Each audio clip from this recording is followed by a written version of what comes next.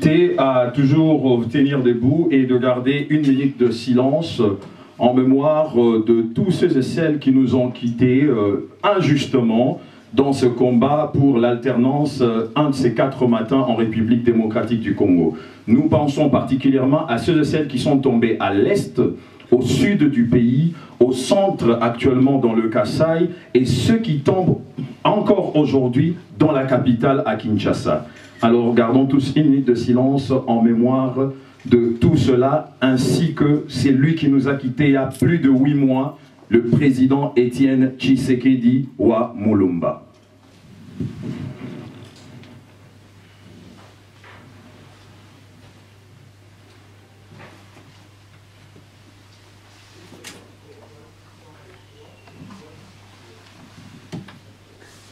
Je vous remercie et je vous invite tous à prendre place et sous vos acclamations encore pour la République démocratique du Congo. Je préférais que vous puissiez vous mettre tous pour que nous puissions réellement avoir l'ampleur qu'il faut et la dimension qu'il faut pour cet événement. Bonjour, bonsoir à nous tous. Juste un mot, encore une fois, d'excuse pour ce retard qui est tout à fait indépendant de la volonté de notre chef, parce que le chef n'est jamais en retard, il est occupé. Donc je ne veux pas aller plus loin parce que c'est lui qui est l'invité, c'est lui qui est l'orateur du jour, c'est lui qui a des choses à nous dire, à vous dire. Je veux tout de suite lui passer la parole parce que le temps est déjà passé, on ne va pas commencer à traiter les choses en longueur.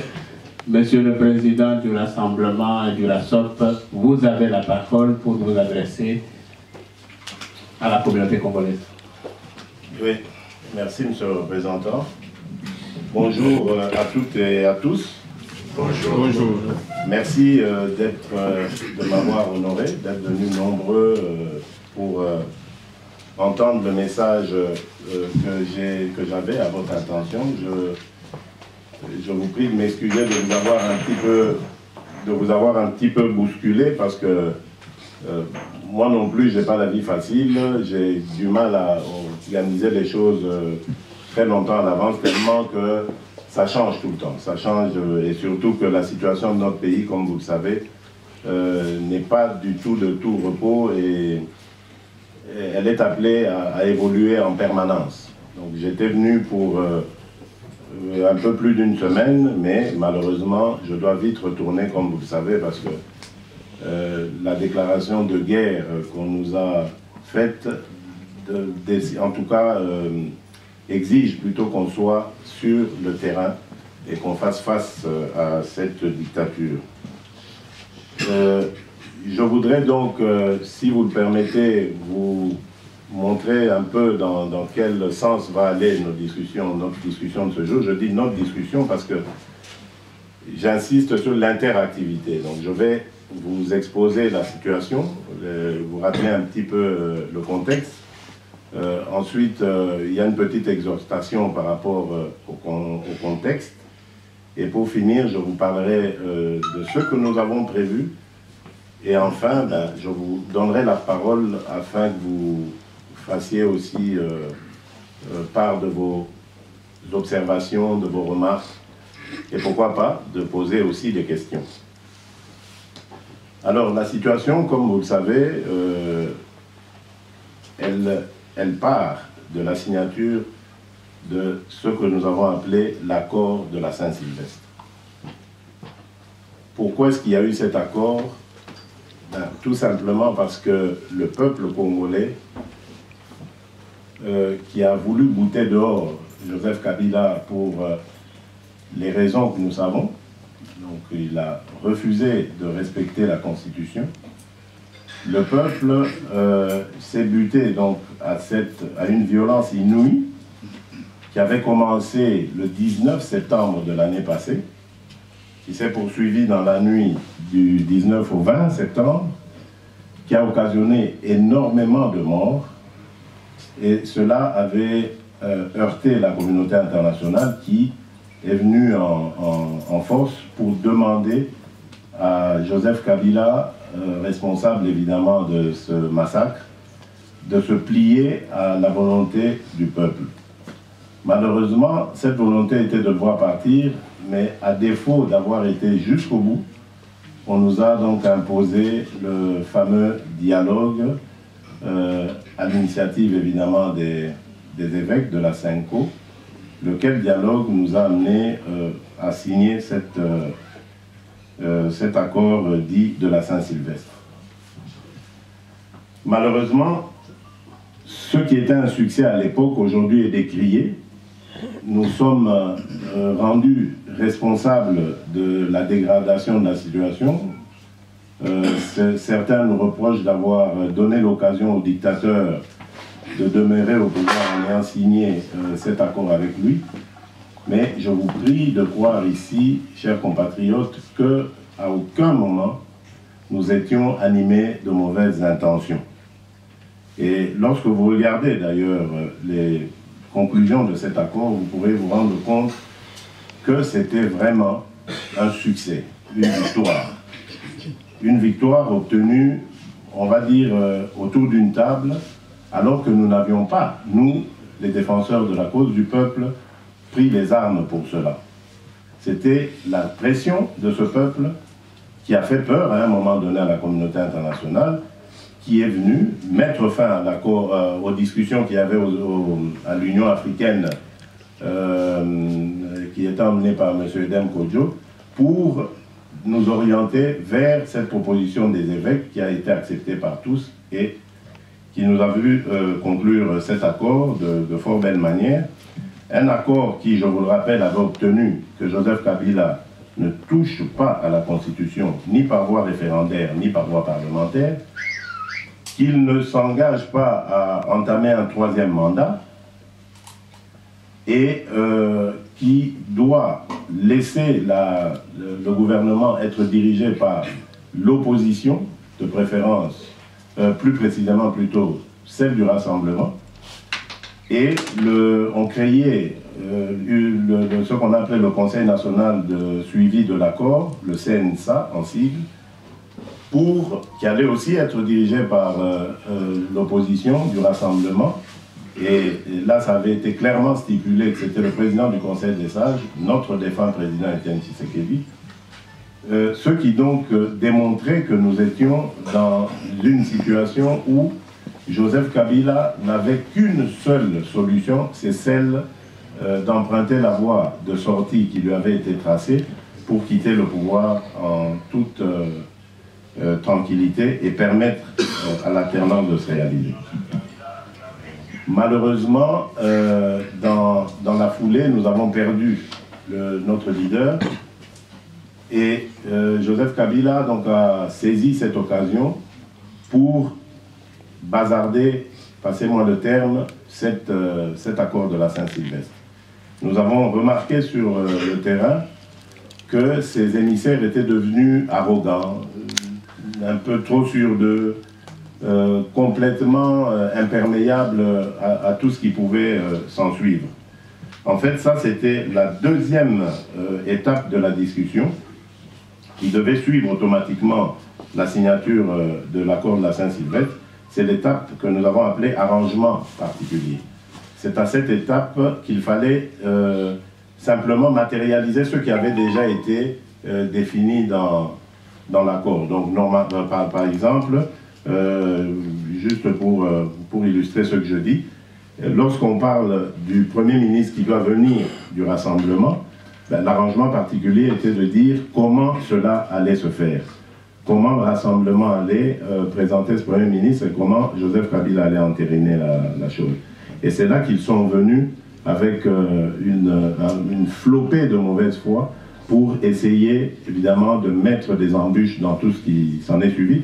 En réalité, ils ont voulu tuer l'accord. Ils ont amené, évidemment, les évêques au bout de leur force, de leur bonne volonté.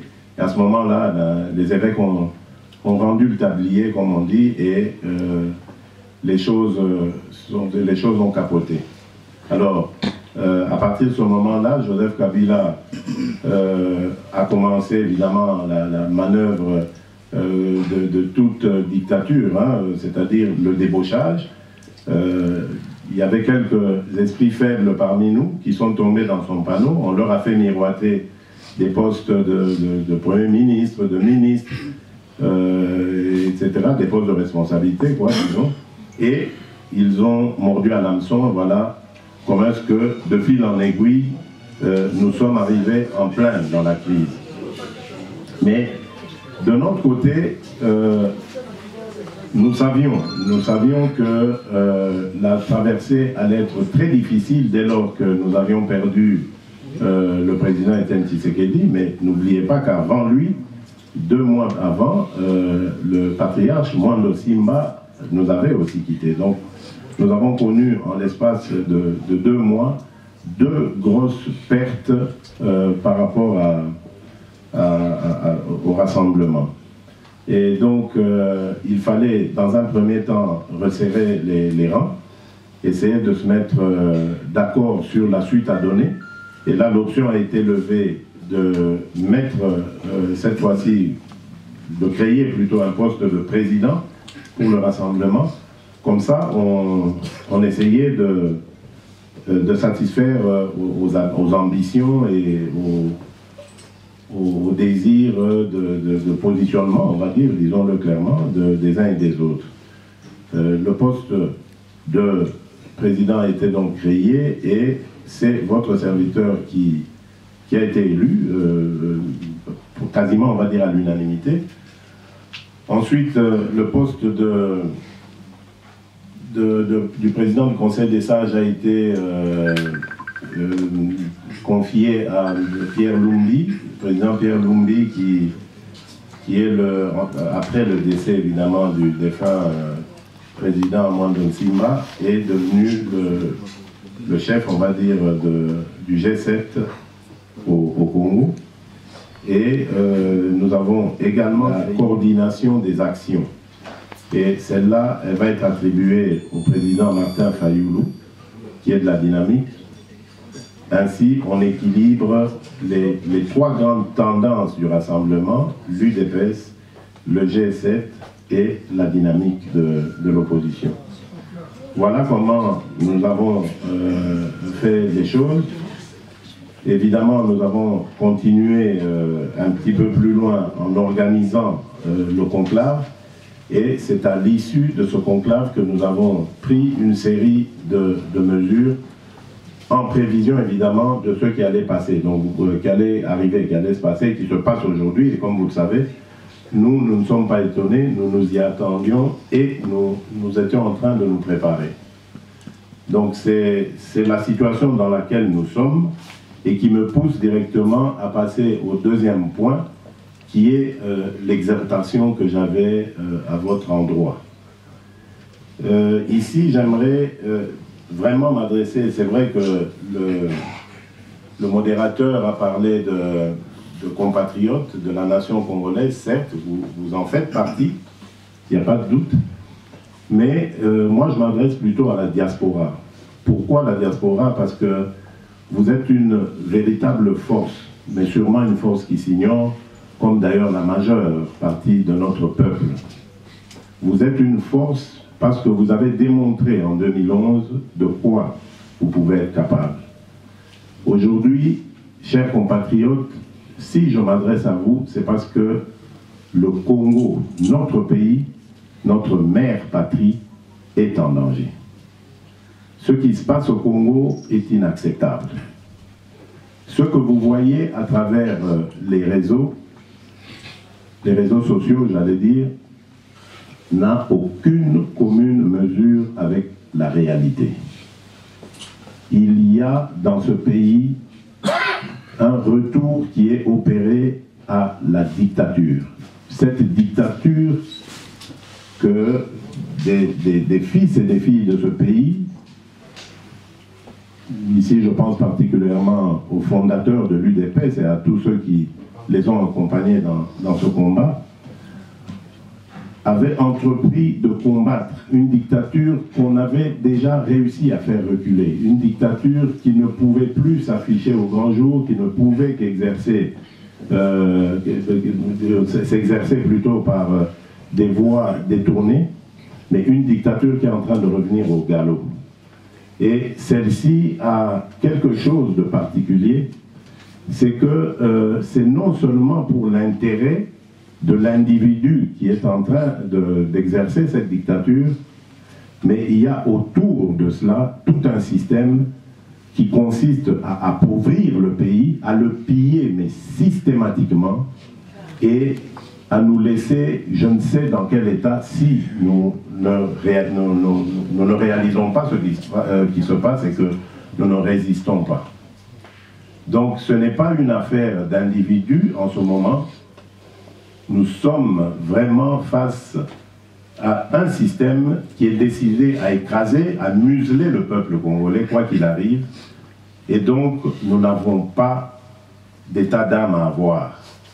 Nous devons nous mettre ensemble, peu importe nos divergences, peu importe nos convictions, notre approche.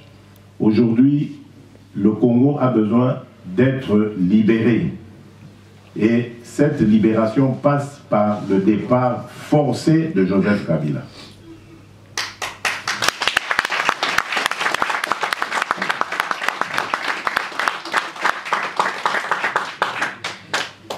J'ai été palpé du doigt la réalité à l'intérieur du pays. La dictature, c'est vrai qu'elle a pour siège Kinshasa, mais vraiment, je vous dis, à l'intérieur du pays, c'est pire. Parce que là-bas, ils tuent à l'abri des regards. Il n'y a pas de journalistes étrangers là-bas. Il n'y a pas de consulat. Peut-être à Lubumbashi, certes. Mais ailleurs, à l'intérieur du Katanga, il n'y en a pas. Dans les Kasaï, à l'Équateur, dans le Bandundu profond, il n'y a pas de consulat là-bas. Il n'y a pas de témoins étrangers de l'horreur qu'on impose à notre peuple. Nous avons des dirigeants qui n'ont aucun sentiment d'attachement à ce peuple, ni de reconnaissance à celui-ci. Le pays est en danger, chers compatriotes, ce ne sont pas des paroles en l'air, ce n'est pas une propagande que je fais. Je vous demande simplement de mettre de côté nos querelles, de mettre de côté nos divergences et de penser à notre pays et à ce que nous pouvons faire.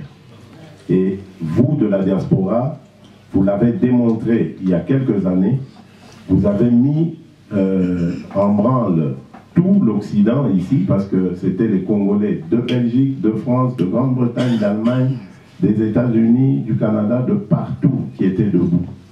Refaites-nous ce remake de cette scène qu'on a vue, pacifiquement évidemment, parce que nous avions condamné en son temps les violences, les débordements. Ça ne sert à rien de s'en prendre aux bus, aux véhicules ici, aux devantures des magasins. Non, on ne nous entendra pas, au contraire, nous biaiserons notre message. Mais l'avantage est que ici, ce sont de vieilles démocraties qui sont composées d'hommes et de femmes qui sont sensibles à l'expression populaire. Et je crois que chacun d'entre nous a une relation proche ou lointaine, peu importe, dans les milieux politiques belges, français, britanniques, que sais-je, et qu'on peut jouer là-dessus pour attirer l'attention sur ce qui se passe au Congo. Et donc, n'ayez foi qu'en vous et ne comptez d'abord que sur vous. Tout le reste sera évidemment les leviers avec lesquels vous allez renforcer votre détermination et votre capacité à atteindre les objectifs que nous nous sommes visés. Et ces objectifs passent, comme je vous l'ai dit tout à l'heure, par le départ de Joseph Kabila. Ce n'est pas de l'acharnement que nous faisons sur un individu, chers compatriotes. Vous devez comprendre que si nous en sommes là aujourd'hui à demander le départ de Joseph Kabila avant le 31 décembre, c'est uniquement parce que notre bonne foi est arrivée à bout. Elle a été déçue, elle a été dévoyée. Aujourd'hui, nous ne pouvons plus faire une once de confiance à Joseph Kabila. Il a systématiquement désorganisé le système de financement annuel, parce que depuis 2012, à chaque année budgétaire, il y avait 250 millions de dollars qui étaient dotés au budget de la CENI. Cet argent a pris une destination inconnue lorsque on devait faire les comptes en 2016 et savoir combien le processus électoral, de combien avait besoin le processus électoral pour que nous organisions les élections. Donc, systématiquement, M. Joseph Kabila avait refusé d'organiser les élections et a utilisé cet argent contre le Congo et contre les Congolais. Parce que c'est avec cet argent qu'il a acheté les armes et tous les ustensiles qui lui ont permis de mater le début de soulèvement qui avait commencé le 19 septembre de l'année passée. Et donc nous disons, il n'est pas question de lui faire confiance. Parce qu'ensuite, il y a eu l'accord de la Saint-Sylvestre, comme je vous l'ai dit, qui était encore une possibilité lui offerte de partir avec les honneurs, mais là encore il a craché dessus et il a préféré évidemment l'affrontement plutôt que le départ dans la paix. Voilà pourquoi aujourd'hui nous disons ce n'est pas possible de continuer avec lui.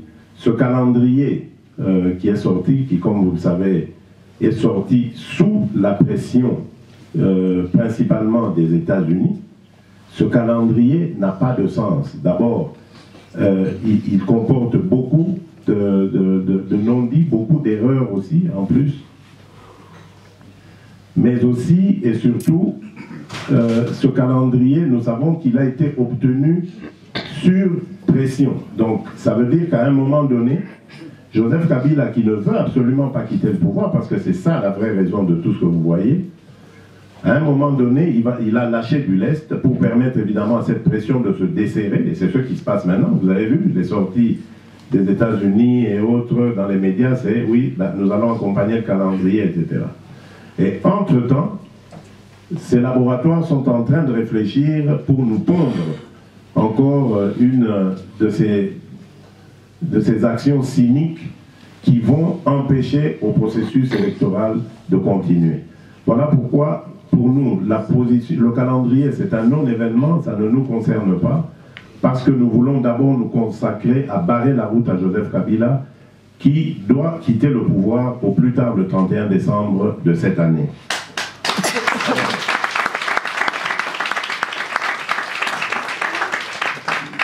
Alors, beaucoup parmi vous, enfin, ou certains, je ne sais pas, je n'en connais pas le nom, mais certains diront sûrement que dans les questions il y aura ça, oui, mais soyons réalistes, qu'est-ce qui va arriver?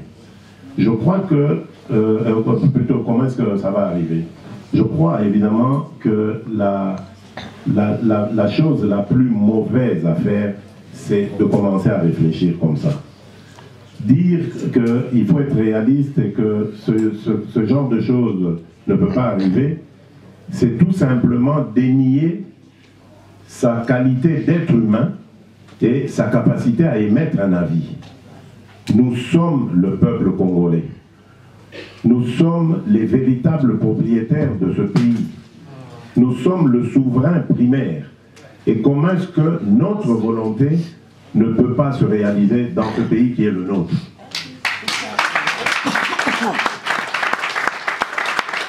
Je peux comprendre que des Congolais qui veulent faire changer les choses en Belgique ne réussissent pas.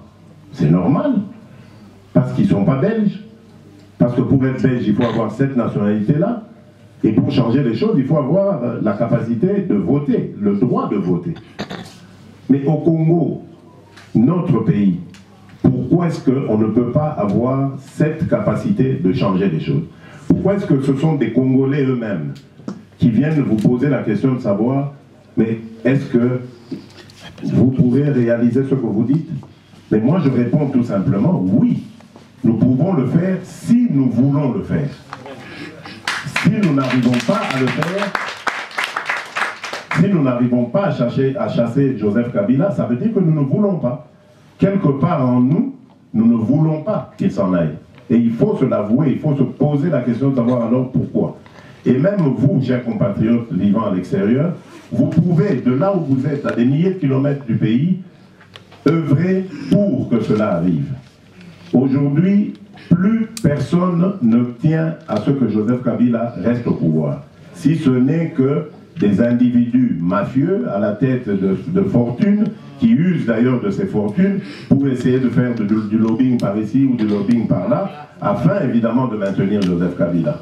Voilà pourquoi d'ailleurs nous disons que tous ceux qui signent des contrats en ce moment avec Joseph Kabila, lorsque les choses vont changer, qu'ils considèrent ces contrats comme nuls et de nul effet.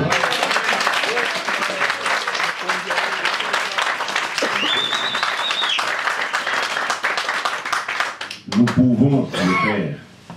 Nous pouvons le faire, il suffit de le croire. Ces gens, croyez-moi, je les ai approchés. Ces policiers, je les ai affrontés. Cette machine à répression, ce sont des gens qui sont comme des automates. Ce sont des gens qui sont mécontents. Même les cadres que vous voyez au PPRD et ailleurs, beaucoup sont mécontents et veulent le changement. Regardez, pourquoi est-ce qu'il n'y a pas eu de vote lorsqu'il y a eu la motion de défiance contre le ministre des Affaires étrangères et contre le président de leur fameux Parlement? Pourquoi est-ce qu'il n'y en a pas eu? Mais parce qu'ils n'avaient pas confiance dans leur propre rang. Une majorité ne se comporte pas de cette manière. Si vous êtes sûr de votre majorité, mais vous allez au vote et vous battez l'opposition à la régulière. Pourquoi est-ce qu'ils ont usé de subterfuge? Mais c'est tout simplement parce qu'ils ne sont même plus sûrs d'eux. Pourquoi pensez-vous qu'ils déploient ce gigantesque arsenal pour nous mater? Mais c'est parce qu'ils ont peur. Ils ont peur du moindre début d'action, de protestation, parce qu'ils savent que ça va s'embraser. Pourquoi est-ce que pensez-vous qu'ils ont peur d'autoriser le rapatriement de notre défunt leader? Mais ils ont peur de ces rassemblements-là. Donc ça veut dire que si nous nous rassemblons, si nous nous mettons ensemble, marchons ensemble, ils vont reculer, ils vont, à la limite même, je dirais, ils vont fuir. Alors, désolé, ils sont incapables de tuer 80 millions de Congolais. Ils vont en tuer quelques-uns. Ils vont en tuer quelques-uns que nous élèverons en martyrs le moment venu, mais eux, leur place sera en prison jusqu'à la fin de leur jour. Donc, de ce côté-là, ne vous en faites même pas. Si nous sommes déterminés, nous sommes debout, comme ça s'est passé ailleurs en Afrique, c'est pour vous dire que c'est possible aussi en Afrique, alors nous réussirons à bouter dehors cette dictature. Et aujourd'hui, nous n'avons pas à avoir d'état d'âme, c'est une question de temps. Notre peuple est en danger, notre pays est saigné à blanc, ce pays est aux mains de gens dangereux, qui n'hésitent pas à vendre notre uranium à des États voyous, des États qui à leur tour vont aussi menacer la stabilité du monde entier. Donc même là où vous êtes ici, pensant que vous êtes à l'abri, vous n'êtes pas totalement à l'abri, parce que si notre uranium tombe dans les mains d'un État voyou, c'est l'Occident ici qui sera le premier à être menacé.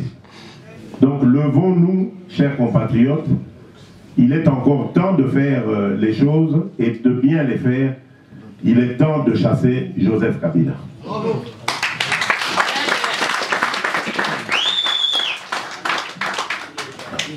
Alors,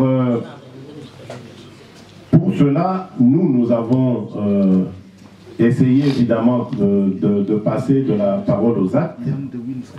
Nous avons commencé à prendre langue entre nous.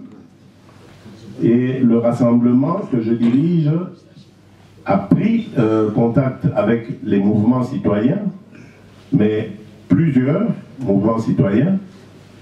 Et depuis peu, nous avons remarqué que les amis du MLC et de l'UNC nous ont aussi approchés, ont répondu favorablement à notre appel, l'appel à l'unité pour barrer la route à Joseph Kabila. J'en profite d'ailleurs pour saluer le président Jean-Pierre Bemba que j'ai rencontré hier. Vous dire qu'aujourd'hui, le langage est à la libération du Congo. Je ne voudrais pas que les gens se perdent en conjecture et commencent à pérorer sur l'intégrité d'un tel ou d'un tel. L'heure viendra où nous jugerons le comportement des uns et des autres, mais pour l'heure, il faut s'unir. C'est ce que nous avons commencé à faire, donc comme j'étais en train de vous le dire, mais plus particulièrement le rassemblement et les mouvements citoyens sont déjà dans la réflexion sur des actions à mener pour barrer la route à Joseph Kabila et à sa bande.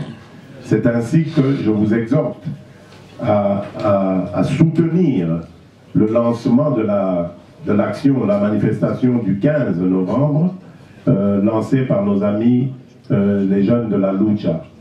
Nous sommes ensemble. À chaque fois qu'un Congolais qui se lève pour défendre son pays pose un acte dans ce sens, nous devons tous être solidaires avec lui, là où on est et quoi qu'on fasse. Nous devons sensibiliser, nous devons orienter. Revenons à cette culture de 2011, souvenez-vous, lorsque nous appelions les membres de nos familles qui dépendent en grande partie de nos maigres revenus d'ici, lorsque nous les appelions pour les exhorter à soutenir le candidat du changement qui était Etienne Tshisekedi. Donc aujourd'hui nous sommes dans la même configuration. Je vous exhorte à appeler incessamment au Congo, à leur dire que le cap à ne pas dépasser, c'est celui du 31 décembre 2017. Et qu'au-delà de ce cap, vous allez les rendre responsables de la situation qui arrivera. Parce que qu'est-ce qui va arriver au-delà du 31 décembre? Si Joseph Kabila n'est pas parti, la communauté internationale qui, comme vous le savez, a toujours choisi la solution de la facilité, en contournant habilement la difficulté, va venir avec sa machine à pression. Elle va venir avec toute une sorte de mesures. Et peut-être qu'il y aura même une résolution des Nations Unies qu'on nous obligera à respecter. Et à ce moment-là, nous serons dans une autre configuration. Ce sera une configuration où on nous fera accepter Joseph Kabila en nous promettant de faire des pressions sur lui pour qu'il s'en aille, mais nous ne croyons plus à ces pressions. Nous le leur avons déjà dit à la communauté internationale, parce que la meilleure des pressions, c'était la résolution 2348, qui traduisait évidemment l'accord de la Saint-Sylvestre en un instrument de pression.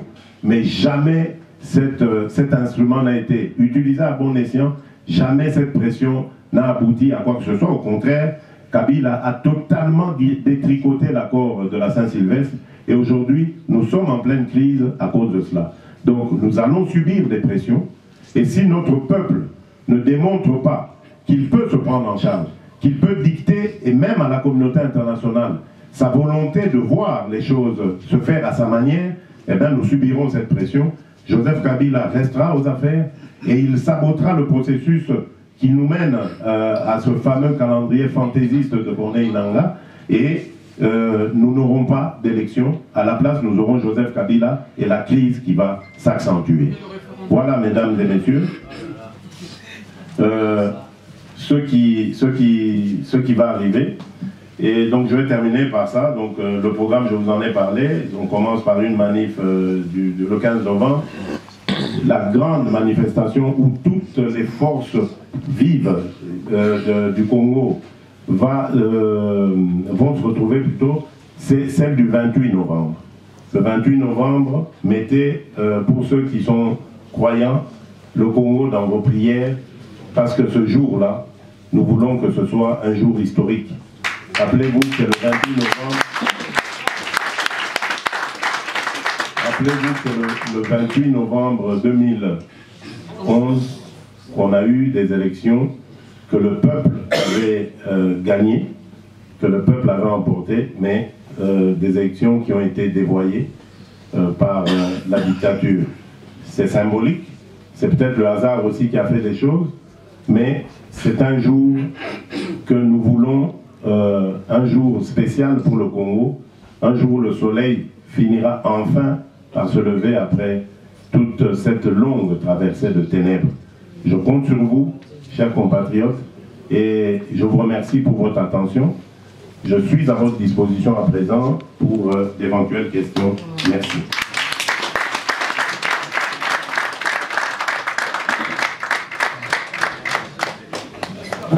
Alors, nous allons prendre 5 questions par ici et 5 questions par là, et ça sera tout parce qu'il y a beaucoup de monde. Et le site internet lavivreafrique.be. Le week-end dernier a eu lieu à Bruxelles une réunion importante, mais apparemment secrète, de l'opposition. Pouvez-vous nous dire quelles ont été les grandes décisions qu'on y a prises? Merci, je vais prendre une deuxième question. Ma question est bien pour nous abuser la santé. Au lobby de la vie qui est pour cela qui est fort, mon copo, mon père a pour ma maman la biso, ma congolais va la biso, abîme la grande porte. Mais pour réussir, aux ongi pour saigner la biso, tout ça est fort, tout zongi la haute, tout ça déjà. Et pour saigner la bao tout, bakota kota, na ba bureau, c'est-à-dire pour saigner la diplomatie. Et continuer. Alors, est-ce que vous pensez que dans l'action il y a Sikeza c'est Salama? Mutu Oyo, Ayaka na Mindoki, Abandi Kongu Kabiso, a saboté la ville, à est-ce que vous êtes sûr à votre nation la petite porte ou bien la grande porte?